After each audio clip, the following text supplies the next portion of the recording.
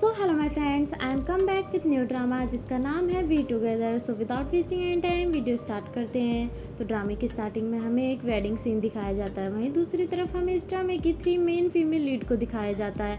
अब हमें wedding scene दिखाया जाता है जहाँ पे ब्राइड ग्रूम आ रहे होते हैं और यहाँ हमें दिखता है कि वो 3 फीमेल लीड भी इस पार्टी में आई होती हैं, जहाँ पे वो तीनों मिलकर उस ग्रूम की सच्चाई सामने ला रहे होते हैं। तभी उसकी ब्राइड बोलती है कि तुम खड़े खड़े क्यों देख रहे हो, जाके उन्हें रोकते क्यों नहीं।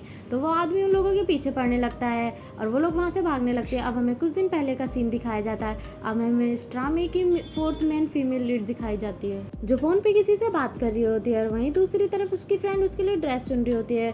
फोन कट करने के बाद उसकी फ्रेंड बोलती है कि शाओलू, तुम बहुत जल्दी में शादी कर रही हो और तुम ये भी चाहती हो कि तुम्हारा भाई यहाँ पे आके काम करे। तो शाओली बोलती है कि सिस्टर शियांग, शाओजुन कहता है कि हमारे होम टाउन में कोई भी ब्राइट फ्यूचर नहीं है, तो वो किसी बड़ी सिटी में काम करना चाहता है और वैसे भी अगर वो यहाँ पे काम करेगा तो मैं उसका ध्यान भी रख पाऊंगी। तो सिस्टर शियांग बोलती है, वैसे शाओली तुम्हें लगता नहीं है कि तुम बहुत जल्दी शादी करी हो। तो शाओली बोलती है कि मुझे नहीं लगता, क्योंकि अब मेरी उम्र हो चुकी है और वैसे भी मैं एक यूनिवर्सिटी में असिस्टेंट टीचर हूँ और मैं सबसे ज़्यादा खुश इसलिए हूँ क्योंकि यिमिंग को मेरी सिचुएशन से कोई फ़र्क नहीं पड़ता। तभी वहाँ पे शाओली और सिस्टर शियांग की फ्रेंड आ जाती है जिसका नाम शायन होता है। शायन बोलती है, हम कब से यिमिंग के बारे में बातें कर रहे हैं लेकिन वो है कहाँ पे। तो शाओली बोलती है कि वो अपनी मीटिंग के लिए बाहर गया और वैसे भी मैं नहीं चाहती कि वो शादी से पहले मुझे वेडिंग ड्रेस में देख ले। अब हमें दूसरी तरफ इस ड्रामे की 4th मेन फीमेल लीड दिखाई जाती है जो इन तीनों की फ्रेंड होती है और वो अपने लाइव सेशन में लोगों को टिप्स दे रही होती है। तभी वहाँ पे एक लड़का आता है और उसे प्रपोज करने लगता है।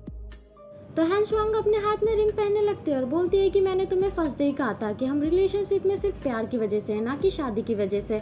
और इतना बोल के वो रिंग वापस से रख देती है और जाते जाते उस लड़के से बोलती है कि अपनी ये रिंग अपनी नई गर्लफ्रेंड को देना, आई मीन अपनी फियांसे को देना, और इतना बोल के वहाँ से चली जाती है।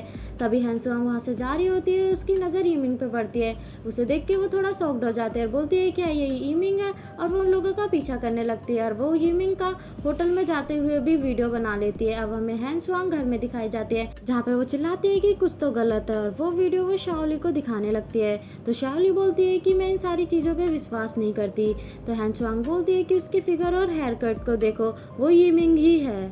तो शाओली बोलती है कि यिमिंग तो अपने कॉन्ट्रैक्ट के लिए बाहर गया है। तो हैन शुआंग बोलती है कि ऐसा कौन सा कॉन्ट्रैक्ट है कि एक आदमी और एक औरत होटल के अंदर करते हैं, लेकिन शाओली उसकी बात पे विश्वास नहीं करती। तो हैन शुआंग चिल्लाने लगती है। तो शियान बोलती है कि तुम उसके ऊपर चिल्लाओ मत।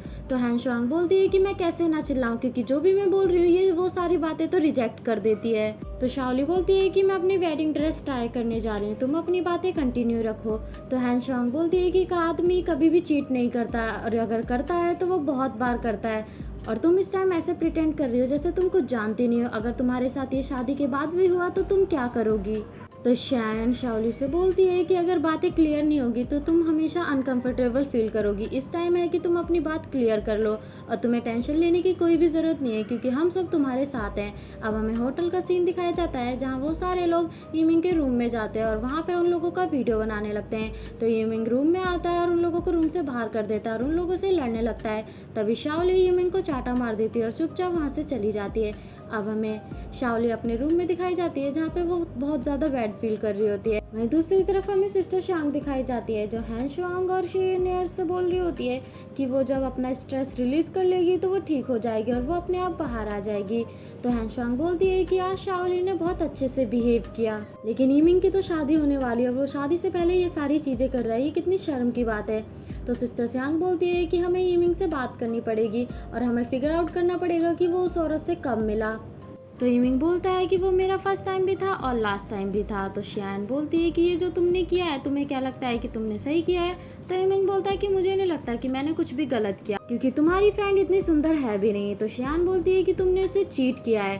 तो यिमिंग बोलता है कि मैंने जानबूझ के उसे चीट किया है, क्योंकि तुम्हें तो अच्छे से ही पता होगा तुम्हारी फ्रेंड की 10 शर्तें, मेरी अपनी भी कुछ फिजिकल डिमांड है तो जो कि नॉर्मल है और मैं उसकी शर्तों पे एग्री नहीं हो सकता।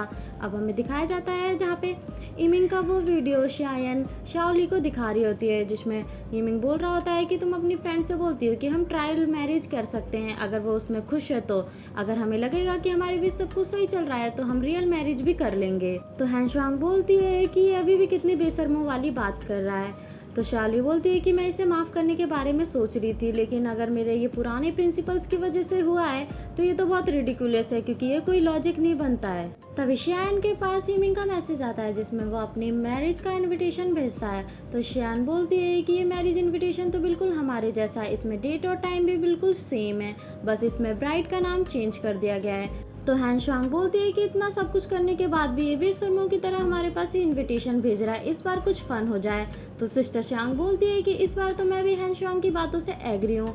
अब हमें फिर से वही वेडिंग वाला सीन दिखाया जाता है जहाँ पे वो लोग उसकी वेडिंग खराब करने आए होते हैं और उसकी सच्चाई लोगों के सामने लाते हैं। और वहीं दूसरी तरफ हमें शाओली को दिखाया जाता है जो रूफ टॉप पे जा रही होती है। तब उसकी फ्रेंड बोलती है कि आज जो ये ब्राइड खड़ी है, आज इससे शादी नहीं होने वाली थी। अब हमें घर का सीन दिखाया जाता है जहाँ पे शाओली सिस्टर सियांग से बोलती है कि आज जो भी हुआ उसकी वजह से आपको बहुत परेशानी हुई होगी। तो सिस्टर सियांग बोलती है कि मैं तुम्हारी सिस्टर सियांग हूँ, मुझे कोई भी प्रॉब्लम नहीं हुई। तभी हैन शुआंग बोलती है कि ये वीडियो कितना फ़नी है, आज यीमिंग की सारी सच्चाई सबके सामने आ गई। अब हमें नेक्स्ट डे का सीन दिखाया जाता है जहाँ पे शियायन वीडियो कॉल पे किसी से बात कर रही होती है। तभी वहाँ पे मेन लीड आता है और वो शियायन के फ़ोन पे देखने लगता है। तो शियान बोलती है आपको थोड़ी तमीज़ होनी चाहिए, ऐसे किसी के फ़ोन में ताका झाकी नहीं करते। तो प्रेसिडेंट सू के असिस्टेंट बोलती है अगर तुम्हारा फ़ोन इतना ही ज़्यादा प्राइवेट है तो इसे पब्लिक प्लेस में मत किया करो, और शायद यही रीज़न है कि अभी तक तुम्हारा प्रमोशन नहीं हुआ। तभी शियान के पास किसी का कॉल आता है। तो प्रेसिडेंट सू बोलते हैं कि तुम्हारा बॉयफ्रेंड है या फिर हस्बैंड। तो शियान बोलती है इससे आपको क्या लेना देना, आप अपने काम से काम रखिए। तभी वहाँ की लिफ्ट खुल जाती है। तो प्रेसिडेंट सू के असिस्टेंट बोलती है कि प्रेसिडेंट सू अब हमें चलना चाहिए, और वो लोग वहाँ से चले जाते हैं। उनके जाने के बाद प्रेसिडेंट सू के जाने के बाद शियान को अपने डिसीजन पे बहुत ज़्यादा रिग्रेट होता है। अब हमें प्रेसिडेंट सू मीटिंग रूम में दिखाए जाते हैं। तभी वहाँ पे शियान आता है। शियान के बॉस बोलते हैं कि प्रेसिडेंट सू आपको मैं इससे इंट्रोड्यूस कराता हूँ। तो प्रेसिडेंट सू बोलते हैं कि हम ऑलरेडी मिल चुके हैं। तभी प्रेसिडेंट सू के असिस्टेंट बोलते हैं कि तुम अपनी मीटिंग स्टार्ट कर सकती हो। अब हमें दूसरी तरफ सिस्टर सियांग दिखाई जाती है जो बॉक्सिंग कर रही होती है। तभी वहाँ पे एक लड़का आता है और बोलता है कि मुझे ऐसा लगता है कि तुम्हारे साथ कोई भी प्रैक्टिस नहीं कर सकता, क्यों ना मैं तुम्हारे साथ एक बार ट्राई करूं।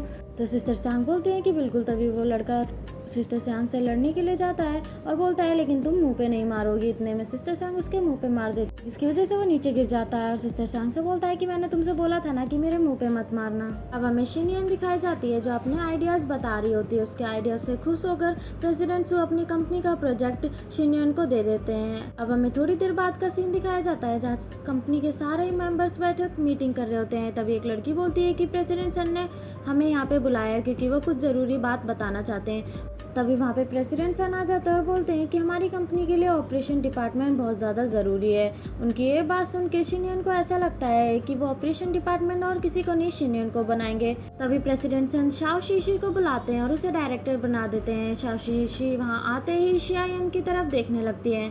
अब हमें नेक्स्ट सीन में दिखाया जाता है जहाँ विंडो के पास शियायन खड़े होकर कुछ सोच रही होती है। तभी वहाँ पे शियायन की कलीग्स आते हैं और उससे बोलती है कि इस प्रोजेक्ट के लिए तुमने दिन रात मेहनत की, लेकिन ये प्रोजेक्ट प्रेसिडेंट सन ने शाओ शीशी को दे दिया क्योंकि वो प्रेसिडेंट सन की लवर है। और यहीं पे हमारा पार्ट खत्म हो जाता है। तो मिलते हैं नेक्स्ट पार्ट में, जब तक के लिए बाय।